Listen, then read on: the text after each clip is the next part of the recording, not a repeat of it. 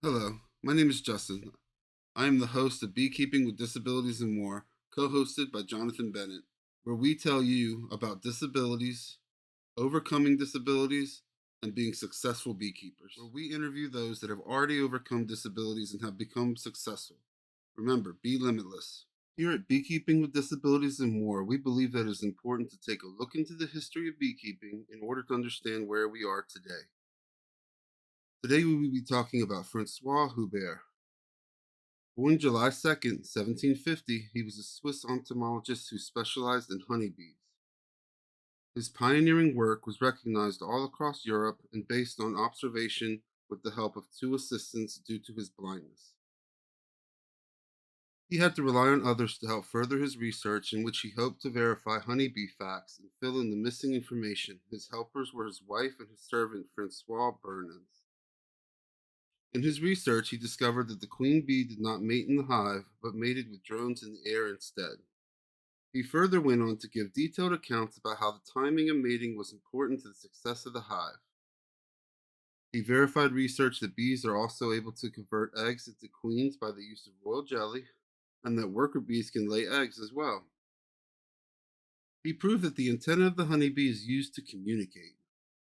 His early research did not stop there. These observations were made using a new hive in which each comb had glass sides. These hives were the ancestors of our modern observation hives. These new hives opened like books with each frame visible to view.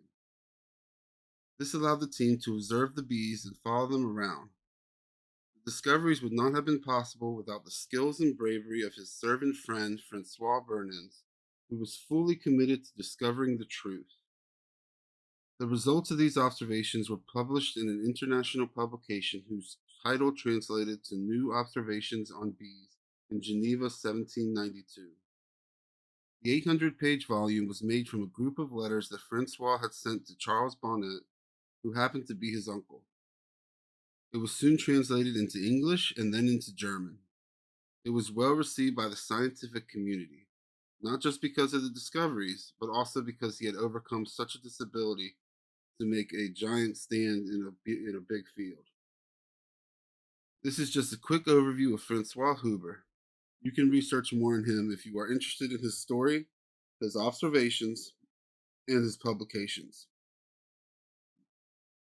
I would like to thank you for listening to this quick history lesson and look forward to learning, along with you, how we can continue or begin beekeeping should we ever lose our eyesight. Today we have our guest, Ariel Gilbert from Northern California. Thank you for being here, Ariel. Very excited to be invited. When I first started looking for people to be on my podcast, one of the first connections that I made was the author of Bee People and the Bugs They Love, Frank Mortimer. The first person that he recommended was you, Ariel. He said that I would love to get to know you and learn about your adaptations and how you have overcome your limitations to be a successful beekeeper. I've been in contact with him, and we met through a mutual friend, I guess, who's on the same board he's on. And the friend is a guide dog instructor at the Seeing Eye that I've known for years. So it was nice to get connected.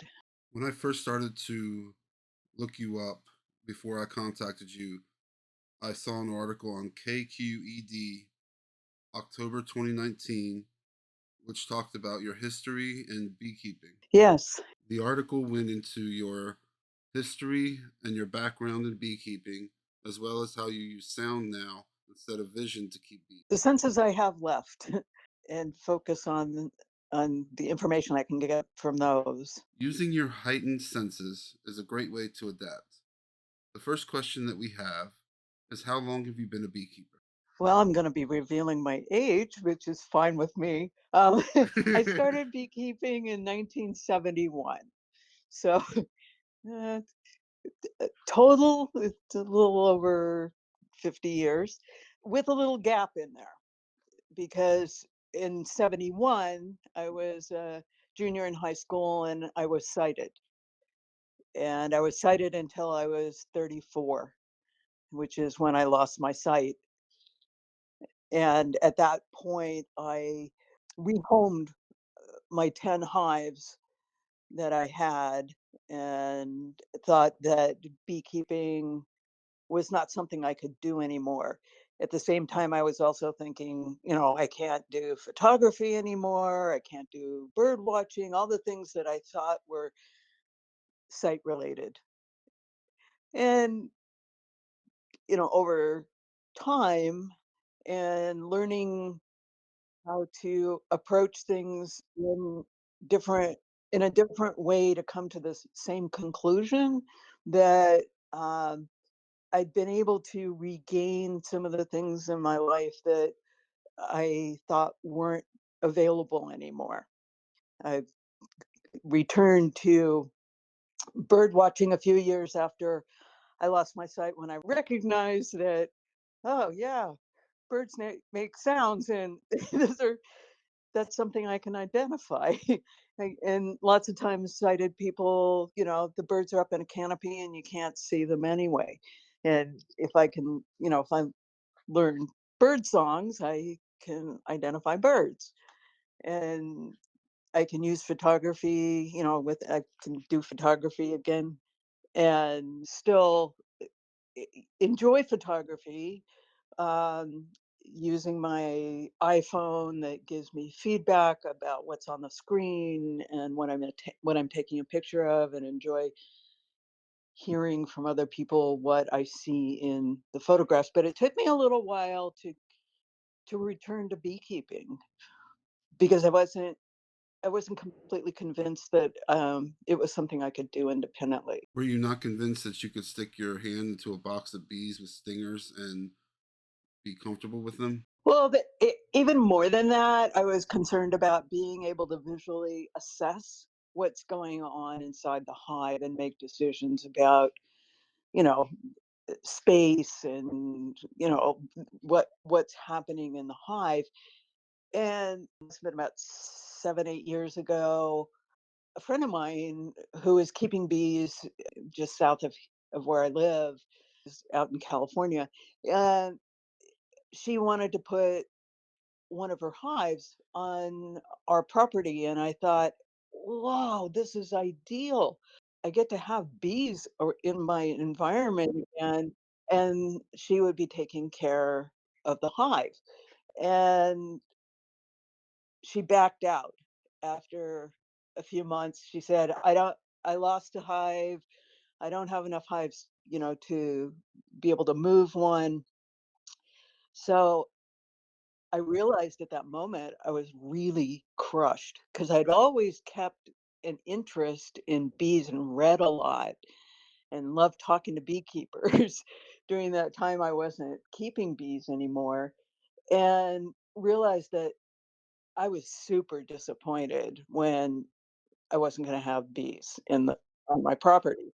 So it made me start rethinking the whole approach to beekeeping. And I fe I started with contacting our county beekeeping association, which is really well developed, the Sonoma County Beekeeping Association, and I contacted them thinking, "Let's see what kind of resistance I get." I mean, that's usually what happens when I wanna do something that isn't, what sighted people think or is, something a blind person can do. And they they were immediately, like, really receptive and said, "Oh, we've got a local group right in your area, and they're having a meeting coming up. Why don't you go?" So I went, and a very experienced beekeeper said, "Hey, I want to be your bee buddy. Let's do this together." And I thought, this looks like it could work. So I got a swarm that she brought me, and we hived it. And one of the things I was thinking about right from the get go, before I even got my bees, was, gee, the way I get information, the way I see is through my fingers. And wearing gloves is like wearing a blindfold. So I decided at that moment that, if I'm going to work bees, I'm going to do it without gloves. I'm going to do it barehanded so I can feel what's going on and not, uh, you know, feel clumsy about what's happening in the hive. And, of course, I had to learn a technique, which was the hard way, which is, you got to keep your fingers together because bees are crawling around on your hands. And if you squeeze your fingers together and one happens to be in between, you get stung. So, I learned, I kind of learned stuff as I went. But having somebody who is really experienced be able to look at what's going on in the hive and be able to, talk me through working with my bees really built my confidence. And it's one of those things where, there at times, depending on the time of year, I can do an inspection on my own. I don't need somebody there to visually look at what's going on. But then there are other, certain times of the year, like in the spring, if you're splitting a hive, you need to know, I mean, there's no way for me to feel eggs and, Yeah. be able to determine, the age of the eggs and things like that. So, you know, teaming up with somebody who's experienced visually as a beekeeper, it's worked really nicely, teaming up. And but other than the visual feedback that she can give me about the health, the spacing, the bees, the brood nest, everything, um all the manipulation and working with the bees is something that I do. And I've gotten, obviously over time, gotten more and more comfortable and confident manipulating the hive and working with the bees. And do I get stung? Yeah, I occasionally get stung, but I don't know a beekeeper who doesn't.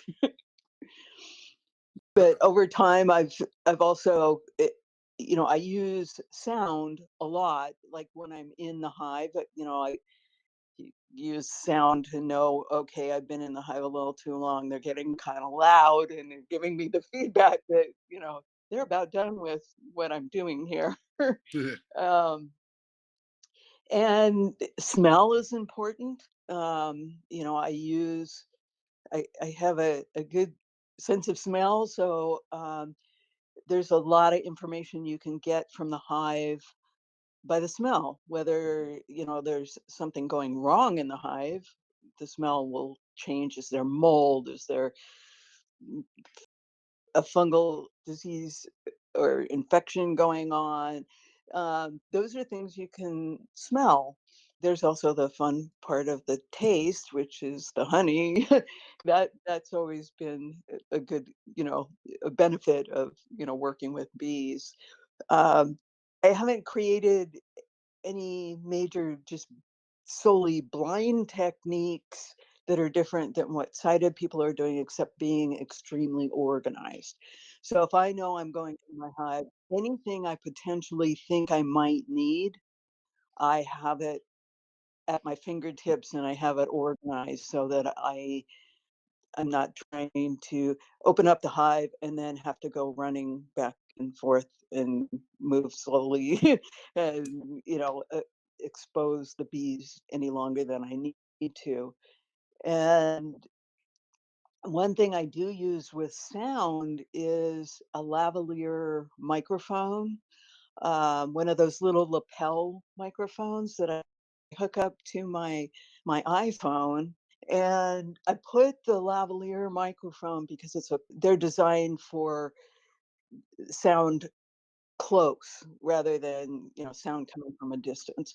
I put it on the monitoring board of my hive, and I can then hear the sound of what's going on inside the hive, which is really beneficial in the winter when you can't go in and look at what's going on. You can hear what's going on in the hive and know, okay, yeah, they're sounding good and, calm, and there's good amount of sound going on in there that, I think, I've got a hive that may make it through winter. So those are my, you know, techniques probably that are my major ones that I use that are maybe a little different than other people. That is an amazing story. Our next question is, how many hives do you currently have? I currently lost the one hive I had going into winter.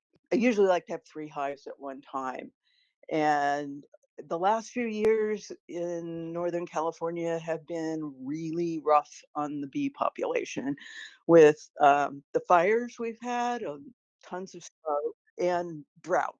It's been a bad combination because it affects the forage for the bees, and then the smoke has definitely affected the bees. So there's been a lot of loss, but prior to the last few years, I usually had 3 hives going at any one time. A swarm trap out, in a couple different locations. I'm hoping that I can catch a swarm, so I have a hive this year. And a couple friends of mine, they may be splitting their hive, and I may be able to get a split. So that's the plan. 3 hives is a lot to manage for anyone. Are all of them Langstroth or something else?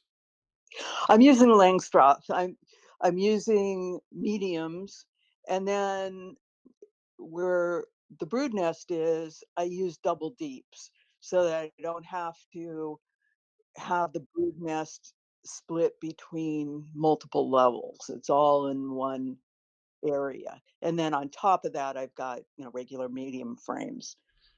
I noticed in your KQED article that you were using a stethoscope in one of your pictures. Is that how you began using your sound? That's how I started, and then I wasn't really satisfied with the sound that I was hearing inside the hive, and that's when I started experimenting with the lavalier microphone, and they're really inexpensive, like $10, and they work with my iPhone, which is sort of like my Swiss Army knife. I've got all my tools that help with accessibility on my iPhone. So yeah, I kind of moved away from the stethoscope concept and went more with the lavalier. You talked about having a partner with you. Is that something that is necessity when you are doing pest control? That's where the observation piece of it is really important. I mean, there are some devices for the blind which connect you with volunteers through the camera on your phone or a camera connected to a pair of glasses with a volunteer who's sighted. However, an inexperienced beekeeper volunteer, I wouldn't be able to trust that they knew what they were looking at. So that's why a person lives locally that is experienced, knows what they're looking at, is a good uh, partnership for me. Sort of Yes. like with Francois Hubert, who had an assistant, and he used the visual information from the assistant to, you know, do a lot of his experiments. Speaking of heightened senses, Francois Hubert would have used his other 4 senses, such as taste, sound, smell, and touch, to use the information that he gained from his assistants accurately. Right. Well, I won't go into how you lost your eyesight. I apologize for what you went through, and I wish you the best in your endeavors as a beekeeper. And I am proud of how you have overcome and adapted to all that. When I was beekeeping in the 70s and 80s, it was a completely different experience than getting back into beekeeping after Varroa and colony collapse. And it definitely, I had a learning curve that I had never experienced losing hives except to the bears um, prior to getting back into beekeeping after losing my sight. So I did have a learning curve to get up to speed on the fragility of bees now compared to how it was beekeeping before. You definitely answered one of the questions I had. I whenever you said you were beekeeping from back in the '70s, I'm fairly new at it. This is going to be my second year here. Uh, I've heard a lot of people back in the days in '70s and '80s. They say you could go to your hive maybe twice a year or something like that and keep your bees alive. But that's definitely not the case now. So many people lose their bees due to, like you said, varroa and the different pests we have to deal with now. Thank you for bringing that up, Jonathan. In the past 50 years, many things have changed with pest control, natural disasters such as the fires in California that Ariel was talking about, and just the temperature changes and how drastic our winters have become. Ariel, this next question is for you. Have you talked to the agriability in your state in California? I have to admit, I don't know what uh, you're referring to. Agriability is a nonprofit organization that I think is found in 25 states that puts together groups and engineers to help out disabled people on their homesteads, such as farmers and beekeepers. Oh, I hadn't even heard about that. It is a great program. I'm working with the Michigan State and Virginia Tech Agriabilities currently.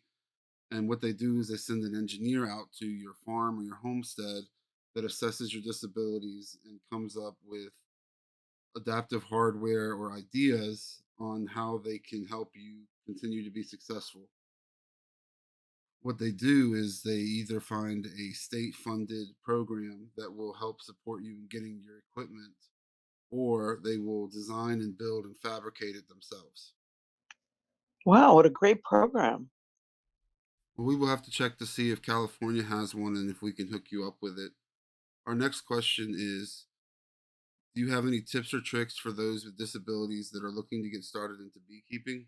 If somebody wants to get into beekeeping and they're blind or visually impaired, I think reaching out to the local beekeeping community, a beekeeping association, and learning as much about beekeeping and bees before you get started I mean, I would say that able-bodied person too.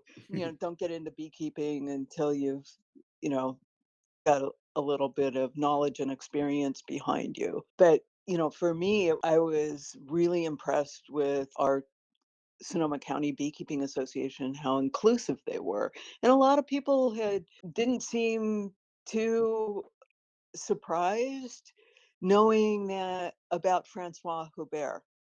So it wasn't like, oh no, blind people can't do this. There's already a precedent that there's a blind person who, made huge contributions to knowledge about bees and bee behavior and, Okay. from the 1700s. Francois Hubert was amazing and made amazing grounds.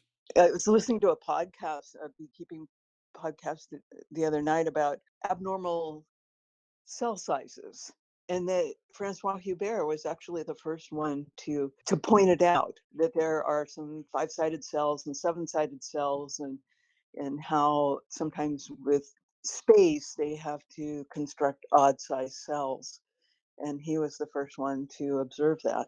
Frank Linton, another blind beekeeper who's coming on March 30th, has a blog where he did a post about acoustic devices that can help deaf beekeepers. And I was wondering if using voiceover, assuming the app supports accessibility, if it could be used to help blind beekeepers as well. And to find out, I'm interested in sending you the link so that you can research it and get back to me when you have time. Yeah, I'd be very interested. Thank you. So now that we've talked about your life, your beekeeping, your use of sound, is there any other tips or tricks that you would like to share? Not that comes to my mind. Do you have any other questions for me? This is a question from Jonathan. What kinds of information are you able to gather from the use of your hands? Oh, that's a good question. I can feel cell sizes, like the difference between drone and worker comb, um, whether comb is sealed. I can feel where the brood nest is. One of the things that I do automatically when I go into a hive, when I first lifted off the feeder box off the top, is just putting my hand over the top of my hive and feeling, and you can feel the heat where your brood nest is. And that gives me a good idea as I'm going down through my hive where I'm going to find the brood nest. And I mean, it seems really simple, but it's information that's pretty valuable for doing observations and working with your hive. Some beekeepers will use a queen excluder to limit the movement of the queen to the brood boxes. I'm assuming that finding the queen is something that you need your partner to do. I don't use a queen excluder. That Okay. was something that's a difference between when I was beekeeping as a sighted person. I did used to use a queen excluder, and I don't now. And I use my partner. If she sees the queen, great, but you don't always see the queen, even if you're sighted. But, if you're looking at the laying pattern, looking at the brood nest, you'll get an idea of the viability of your queen. Is the pattern even, or if it's uneven, kind of information is valuable, but you don't always, even if you're sighted, find the queen. But, you just have to be careful that you're not gonna, knock her off. But having the double deeps and having my brood nest in one spot, you have a pretty good idea, where you're gonna find her. You're right. You do not always find the queen, and looking at the cells for eggs and larvae is another way to determine if she's there or not. Moving on, Jonathan had another question, and he asked the same question I asked him when I introduced him as a co host last week. And that was, what does a typical hive inspection look like for you? Well, the first thing I'll do is I'll pull out the monitoring board, and, if my partner's there, I'll have her look at the monitoring board and tell me what she sees. If I'm doing an inspection and it's a quick in and out, and I'm doing it on my own, I'll pull the observation board out and take a photograph of it and send it to her. So I'll take multiples just to make sure she can see what's going on. And she's able to look and see, is there exuviae? Are there mites? What does she see on the monitoring board? Is there any mold or, things like that? So that's a visual feedback that I'll usually go with, whether there's somebody there in person or whether I'm doing it with a photograph. And then I'll move to taking off the top of the hive. I'll read all my notes, which I use an app to keep notes on my hives so that how many frames I have, what I found, any information learned about that inspection will go into that app so that I can keep a running idea. But I'll usually review that before I even go into my hive. Depending on the time of year and what's going on with your bees affects how frequently your inspections are. Like in the spring, it's going to be every 10 days, unless you just got a swarm from or a split and you may not have a queen yet.